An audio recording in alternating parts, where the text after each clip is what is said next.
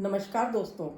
आज हम बात करेंगे कि यदि आपने किसी को उधार पैसा दिया है और उस व्यक्ति ने आपको उस पैसे के एवज में कोई चेक दिया है, और जब आप इस चेक को लेकर बैंक में जाते हैं और बैंक में उस चेक को कैश कराने के लिए डालते हैं तो वो चेक बाउंस हो जाता है। उसके बदले में आपके पैसे नहीं मिलते हैं, बल्कि चेक को रिटर्न कर दिया जाता है।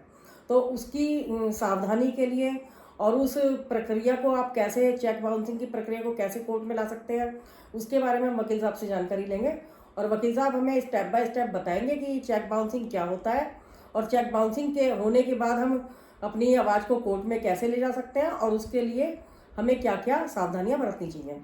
नमस्कार वकील साहब। नमस्कार। आज न्याय की आज चैनल में आपका फिर से स्वागत है और आप हमें बताइए कि चेक बाउंसिंग के केस को हम कैसे अपने कोर्ट के अंदर प्रेजेंट कर सकते हैं। जी, देखिए दीक्षा जी, जो चेक बाउंस का केस है एक बहुत टेक्निकल मुकदमा होता है, और अगर इसमें आप उन टेक्निकलिटीज को फॉलो नहीं करते तो आपको केस हारने की संभावनाएं बहुत ज्यादा बनी रहती हैं।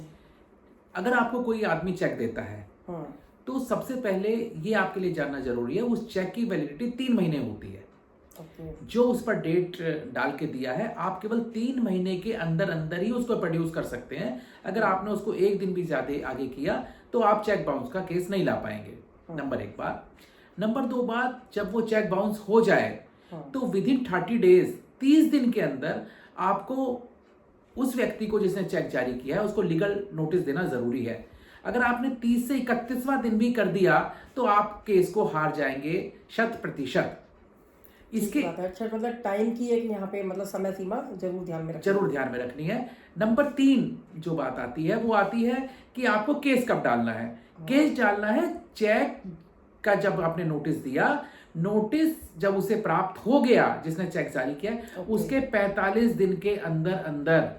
अगर आपने 45 डेज के अंदर अंदर सूट फाइल नहीं किया, मुकदमा नहीं डाला, तो आप केस हार जाएंगे। इसमें एक एक्सेप्शन आ गया है। अपवाद अब आ गया है, पहले नहीं था। और इसमें यह कर दिया गया कि अगर आप 45 दिन के अंदर मुकदमा फाइल नहीं कर पाए हैं किसी वजह से, तो आप न्यायालय में जब एक प्रार्थना पत्र देंगे, न्यायालय उसको परमिट करेगा, और उसको अगर लगेगा कि आपका जेन्युइन कारण था कि आप उसको 45 दिन में नहीं डाल पाए। जेन्युइन कारण क्या हो सकता है? आप फॉरेन टूर पे हो सकते हैं, आप बीमार हो सकते हैं, आप हॉस्पिटल में एडमिट हो सकते हैं, आपके घर में बेटे या बेटी की शादी हो सकती है उस दौरान। तो इस तरह की कारण जो न्यायालय को उचित लगे तो उस पर आपको कंडोन कर सकता है, माफ कर सकता है, देरी से लाने को कह सकता है कि ठीक है आपको माफ करते हैं, आप समय से नहीं ला पाए। ये इन चीजों का ध्यान रखना निहायत जरूरी है। ये प्राइमरी बातें हैं, अगर इनका बात का ध्यान नहीं रखेंगे तो आप केस हार जाएंगे।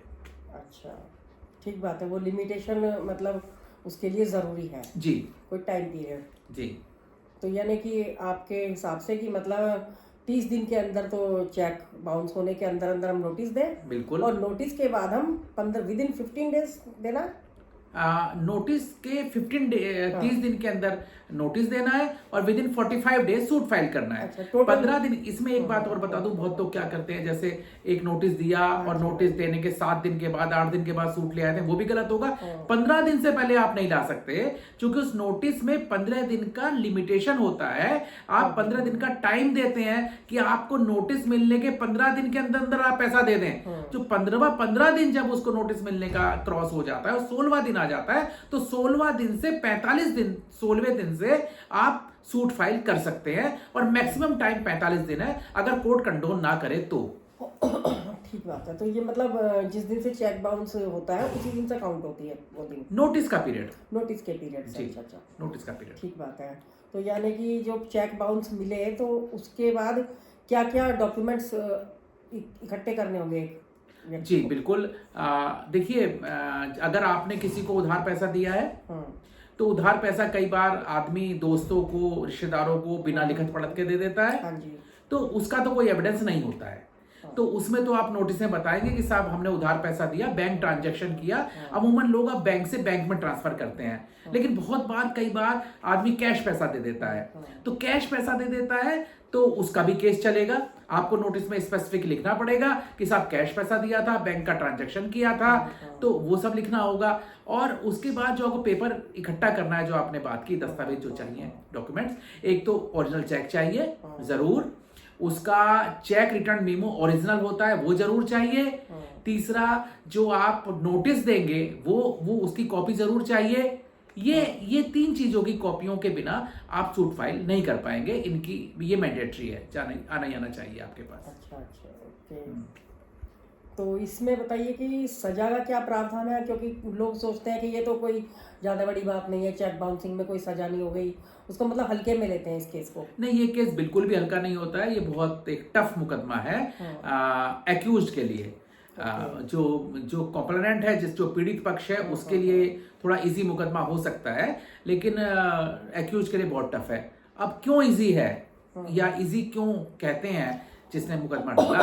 क्योंकि एक इसमें प्रिजम्पशन है, एक उपधारणा कर ली है कानून में, नेगोशिएबल इंस्ट्रूमेंट एक्ट में, कि जिसके पास चेक है या जिसने चेक जारी किया है, तो उसकी चेक जारी करने वाले के ऊपर कोई लीगली इन्फोर्सेबल लायबिलिटी है ही है, तभी उसने चेक जारी किया है। लीगली इन्फोर्सेबल लायबिलिटी मतलब ऐसा कोई उत्तरदायित्व जो उसको लीगली पूरा कर सकता है।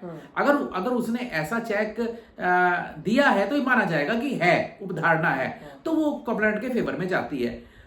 तो ये केस कंप्लेंट के लिए थोड़ा इजी है और एक्यूज के लिए टफ है। नहीं, उसी एक्यूज के पॉइंट ऑफ व्यू से ही मैं पूछ रही हूँ, क्योंकि हमारे केस में देखा गया कि कंप्लेनेंट ने केस डाला है और कम से कम 5 साल से जो है एक्यूज अपियर ही नहीं हो रहा है। कोई ना कोई मतलब रिपोर्ट लगा के वहां से भेज देते हैं, नॉन प्रेजेंस की भेज देते हैं, तो मतलब उसमें फिर क्या किया जाए? देखो, ये थोड़ी सिचुएशन थोड़ी टफ है प्रैक्टिकली। हालांकि एनआई एक्ट में तो लिखा है कि विदिन 6 मंथ सूट को डिसाइड कर देना चाहिए, लेकिन नहीं होता और 10-10 साल 12-12 साल से मुकदमे मैं भी देख रहा हूँ कि चल रहे हैं। ये थोड़ी टफ सिचुएशन है, इसको प्रैक्टिकली इसको सॉल्व करना चाहिए। और प्रैक्टिकली आप कैसे सॉल्व कर सकते हैं कि जब यहाँ से समन इशू होता है, तो समन अब जो प्रोविजंस आ गए हैं इलेक्ट्रॉनिक मोड के, अभी स्पीड पोस्ट तो बहुत पुराना है, अभी आ गया है व्हाट्सएप पे। हाल फिलहाल सुप्रीम कोर्ट ने और हाई कोर्ट ने, इलाहाबाद हाई कोर्ट ने, सुप्रीम कोर्ट ने और कई हाई कोर्ट ने कहा कि अब इलेक्ट्रॉनिक मोड का फायदा उठाना चाहिए केस को जल्दी करने के लिए। तो सब प्रेयर करें कोर्ट से कि सर समन इसको व्हाट्सएप से, उसके ईमेल पर, और अभी आप उसको दस्ती भी दे सकते हैं। एक कोर्ट से प्रेयर कर सकते हैं कि साहब आप सामान हमें दे दो, हम उसको रिसीव कराकर ला देंगे। लेकिन ये जो रिसीव कराकर लाने वाली प्रक्रिया है थोड़ी टफ है, क्योंकि वो नहीं लेगा आपसे। तो आप व्हाट्सएप से, ईमेल से इनको समन भेजने वाले के लिए प्रेयर कर सकते हैं और समन जा सकता है। और जब समन जाता है, समन सर्विस हो जाता है, नहीं आता तो कोर्ट बेलेबल वारंट इशू कर देता है। बेलेबल वारंट इशू करने के बाद एनबीडब्ल्यू इशू कर सकता है। और अगर आप ठीक से पैरवी करें मजबूती से, तो मैं समझता हूं कि समन जारी होने के 5-7 महीने में आप उसको अपियर करा दोगे एक्यूज्ड को। और एक बार एक्यूज्ड अपियर हो गया तो फिर तो आपके केस हाथ में केस आ जाता है और आप उसको जल्दी जल्दी चला सकते हैं। ठीक बात है, ये तो अच्छी जानकारी दी खैर आपने कि अगर किसी का पैसा कोई आदमी नहीं देता है, लौटाता नहीं है उधार लिया हुआ, तो उसको आप उसके खिलाफ में जो आपको चेक मिलेगा, उसको चेक बाउंस होने के लिए आप ये प्रक्रिया अपना सकते हैं। लेकिन अगर कोई कैश दे रहा है, मतलब अगर कोई बैंक में ही ट्रांजेक्शन कर रहा है, तब तो खैर कोई मुद्दा ही नहीं है जी। तब तो उसको आसान है उसको साबित करना कि हाँ भाई इस बंदे ने इससे पैसा लिया, और इजी हो जाता है। लेकिन कैश के मामले में बहुत ही थोड़ा मुश्किल है, थोड़ा मुश्किल हो जाता है। चलिए ठीक है, बहुत अच्छी जानकारी दी आपने। और अभी इस तथ्य पे कोई सुप्रीम कोर्ट का न्यू जजमेंट जो मतलब फेवर में हो? किसके फेवर में?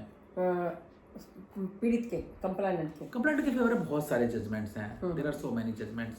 देखिए, हर जजमेंट जो होता है ना, वो अपने फैक्ट पे होता है। कोई एक किसी बहुत कम जजमेंट्स ऐसे हैं जिसमें कोई प्रिंसिपल लेट डाउन किया जाता है, अदरवाइज फैक्ट पे होता है। हर फैक्ट अलग अलग है और हर केस की कहानी अलग है, तो वो एक केस दूसरे पर लागू होगा वो पॉसिबल नहीं है। हाँ, प्रिंसिपल जो लेट डाउन किए गए हैं वो मेनली किया गया कोर्ट ने, सुप्रीम कोर्ट ने और हाई कोर्ट ने, कि जो नोटिस है वो उसकी वैलिडिटी ठीक होनी चाहिए। देखिए नोटिस इसमें बहुत इंपॉर्टेंट रोल प्ले करता है। नोटिस की अगर लैंग्वेज गलत होगी, नोटिस में आपको क्या अमाउंट मांगना है क्या नहीं मांगना है वो इंपॉर्टेंट है। तो ये एक डिस्कशन है जिसको अगर आप आगे एक इस संबंध में दर्शकों के लिए वीडियो बनाएंगी तो अगला वाला वीडियो हम इसी पॉइंट पे नोटिस के बारे में बताएंगे और ये तब ज़्यादा फायदा होगा, अदरवाइज ये बहुत लंबा टॉपिक हो जाए। चलिए, ये तो आज तो हमने केवल एक जनरल प्रसम्पशन की बात की यहाँ पर और जनरल एक जानकारी लोगों को दी कि भाई किस तरीके से अपनी प्रक्रिया को चालू करें और चेक बाउंसिंग के केस में स्टेप बाय स्टेप कैसे अपने बात को कानून के सामने रखें। और आप लोगों को हमारा ये वीडियो अगर इन्फॉर्मेटिव लगा हो तो आप इसे लाइक एंड सब्सक्राइब करें और हमारे चैनल को ऐसे ही देखते रहिए और हमारा हौसला ऐसे ही बढ़ाते रहिए। तब तक के लिए धन्यवाद। नमस्कार। नमस्कार।